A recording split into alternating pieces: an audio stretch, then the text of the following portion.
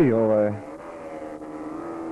ветеранот Стево Милочевски се направуваше надвор од конкуренција, се обиде да го собори рекордот на патеката со неговата наистина Формула 1. Од 82-3 година према ваму, кога учествувам со Формула на нашите надпревари, поготово на водно, тога имаше некои правила. Ако не сум во категорија, се нарекувам вон категорија. И ради атрактивното возење, вон конкуренција, ме нарекува Стево Атракција.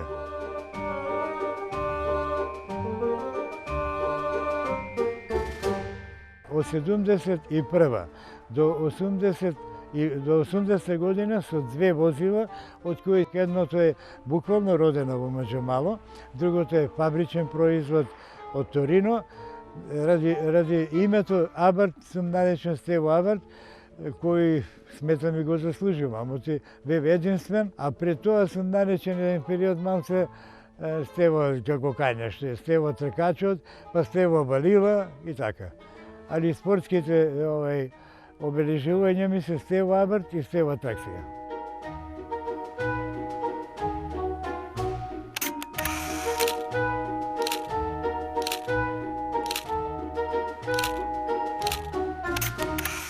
Има нешто што го памтам од детството.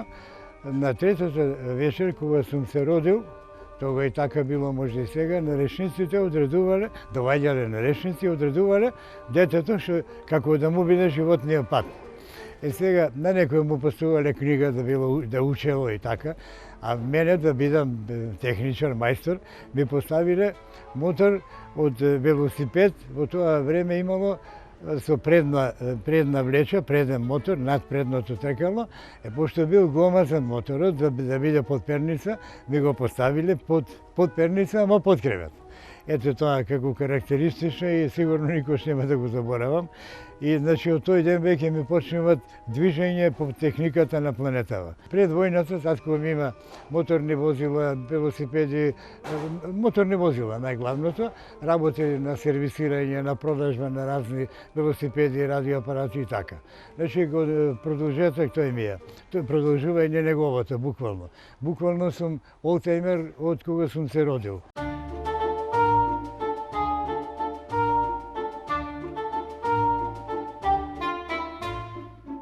Кога татко ме одлучи, демек на најстар од трите синови, да купи автомобил кој конкретно беше наменет за мене.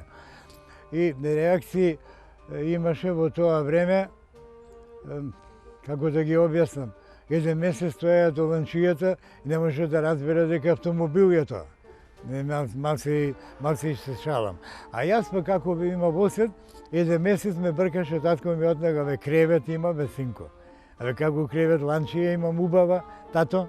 Значи, во време кај што имаше многу малку возила, не само кај нас на цела планета. Беше посебна радост, беше повеќе време актуелна ланчијата, како единствена во улица Прилепска, како многу малку 2-3 возила, од железен мост, односно во комплетно Маџамало, 3 или 4 возила беа до 60 година, како приватни возила. Во 1952 година, во моментот кога имам положено, односно завршено и положено, шоферски курс, имам 12 години и 12 дена. Сметам што повеќе време тоа беше актуелно помеѓу наши пријатели, роднини и така, дека тоа е многу мал процент на целата во тоа време, на целата планета, 12 годишно дете да знае да управува моторни возила од 2, од 4 и повеќе од 4 такава.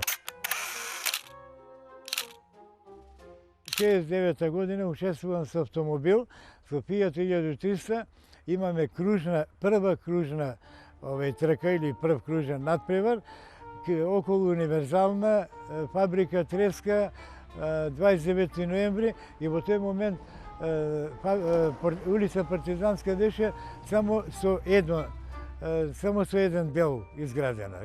Не еднонасочно, еден дел, половина беше изградена. Тоа ми е прв надпревар со автомобил. Веќе во 70 година веќе посериозен имам настап и посериозно опремен автомобил, подесен за авто надпревари. Веќе учествувам на првото македонско авторели, победник сум во класата и високо пласиран во генералниот пласман. Веќе во истата година екипно учествувам на Балкански рели од секоја република од тогашната Југославија по 4 возила, во кои од кај нас бев и јас одбран и со брат ми учествуваме на Балкански рели. Нажалост, со еден такав потежок технички проблем, дока негде 80% го завршивме, го извозивме надпреварот, ми е жал што не успеавме без разлика на пласман да го завршиме целиот надпревар. Веќе во 70 година учествувам со веќе во тој момент доближан Fiat Abarth 850 кој беше буквално, да се така изразам, роден во Маџамало, со многу оригинални Абартови делови и затоа имаше високи перформанси.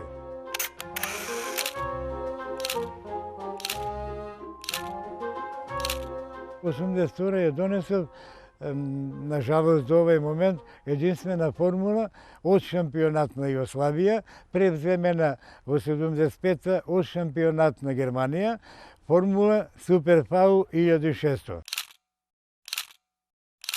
Сите формули што се нарекува формула Суперфау се ограничени со следното. Моторот идентичен мора да биде на сите, без разлика на производителот, менувачот, сопирачките, димензија на бандашите, димензија на гумите. Слободен избор е шасија и дизајн, односно каросерија. Мојата беше работена во фирмата Кајман во Виена и податоци технички се следните. 1600 сантиметра за премина, 165 сила во конски сили, од 0 до 100 помеѓу, зависи до преносот, помеѓу 3,5 и 4 секунди, 9 секунди 200 км на час, а максимална 255. Незините перформанси удушевуваат. Не можам да го пренесам тоа чувство. Тоа е нешто непоновливо. И до ден денеска, сега да влезам во неја, ќе ми види како првото. Зарем после вакво нешто, вакви перформанси, ваква убавина. Значи, со ништо не се споредува тоа.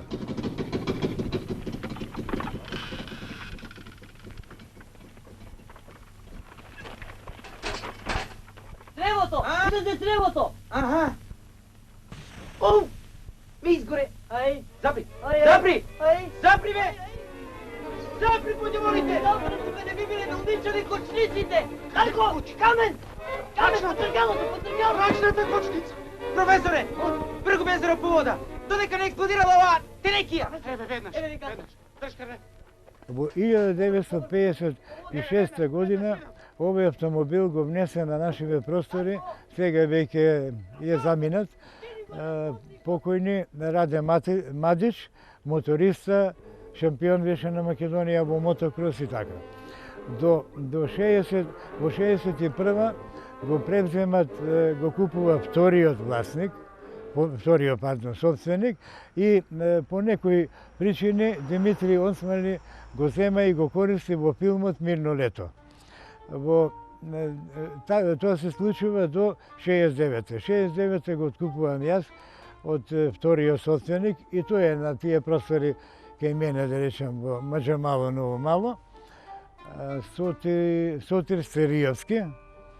И од тој момент 2 години е подложен автомобилот на реновирање.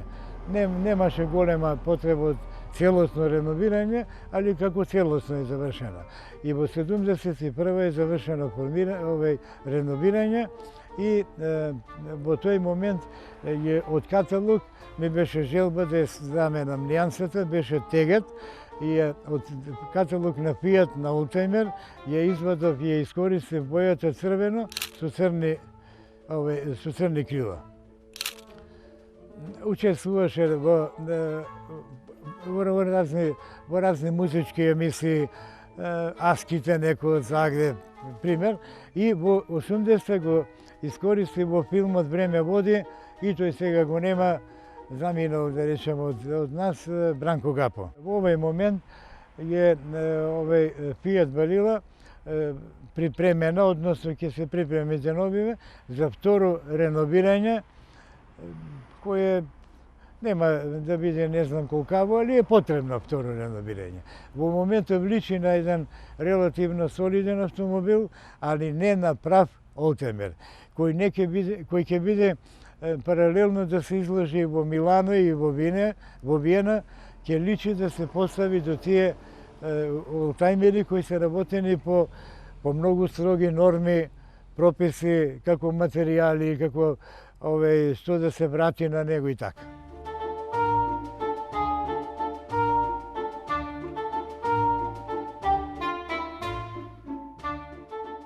Мопедот кој треба главните нешта да ги објаснам е конструкција француска во 1957 година во фирмата Мотобекан, кој покасно го производува и повеќе на нашиве простори познат мопедот велосипед со помошен мотор Солекс. Ова возило е произведено конкретно во Амстердам во фирмата Каптейн. Во 1957 година работена е по мои незванични податоци околу 4 години овој модел. Моделот спаѓа до 50 см кубни, има конкретно 47 см кубни.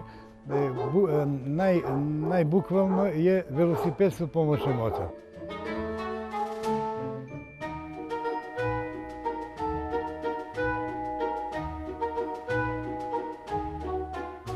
Стојам поред мопед кој е меѓу првите произведени на, така да кажем, на планетава Земја, пошто од 50-тите години почнува како мопед до 50 см кубни. Ова возило е произведено во фабриката Пух во Австрија, а носи ознака Томос ради нивната соработка. Значи нема нова возило ништо Томос, сем ознаката Томос. Се работи за мопед од 49 см кубни, кој е во мала серија произведен, сочувани сигурно има мал број, мопед кој стартуваат на курба.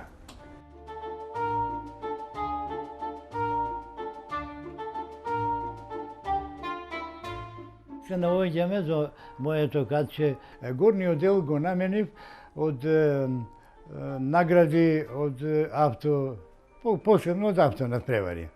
Обележени се тие сите по години, по кој ги доделували така. Вториот дел кој го покажувам е исполнен со оригинални макети на врвни тркачки автомобили од планетава, како што е Формула 1, како што е некогашната група Б со силната Ланчија, Пежо и слично. Возила од кружни надпревари, од шампионат на Германија, шампионат на Југославија. Третиот дел ми е со повеќе модели исполнен со историски возила.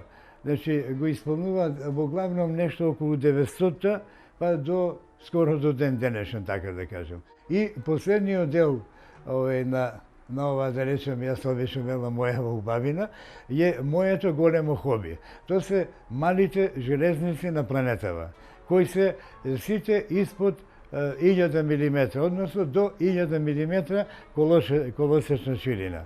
Од 1962 година го набавив производ Philips автограмофон, кој работи, кој има обавезно да има радиоапарат. Прво беше вграден во едно мало Fiat 600D, тога е наречено, не бе 750.